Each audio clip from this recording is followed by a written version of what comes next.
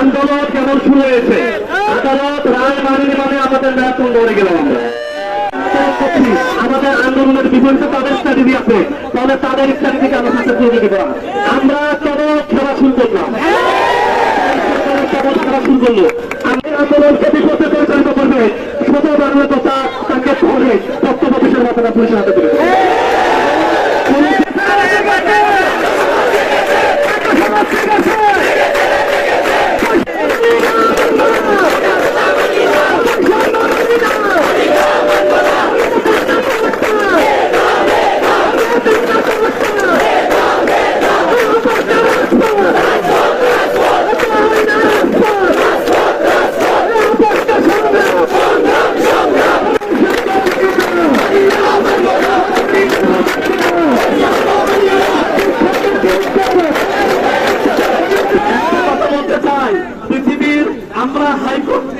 বিচারকদের মতো কোনো জ্ঞান রাখি না, সুপ্রিম কোর্টের বিচারকদের মতো জ্ঞান রাখি না, কিন্তু একটা কথা আমরা জানি, বিলো 1%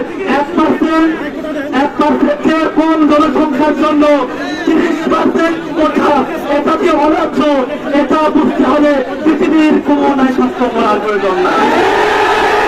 আমরা আমাদের দাবিগুলো স্পষ্ট, আমাদের আইন আমাদের বোঝার দরকার নাই, আমাদের দাবি হলো একটাই, পৃথিবীর কোন নাই স্বাস্থ্য যে আমাদের কোন বিচারক আমাদেরকে বোঝাবে যে দেশের 1% কম জনসংখ্যার জন্য মুক্তিযুদ্ধের চেতনা কি ছিল? মুক্তিযুদ্ধের চেতনা ছিল সাম্য, মানবিক মর্যাদা ও সামাজিক ন্যায় বিচার।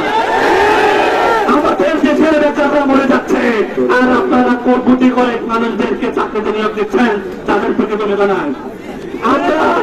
আমরা আমরা আপনাদের মতো ভণ্ডামি করতে পারবো না।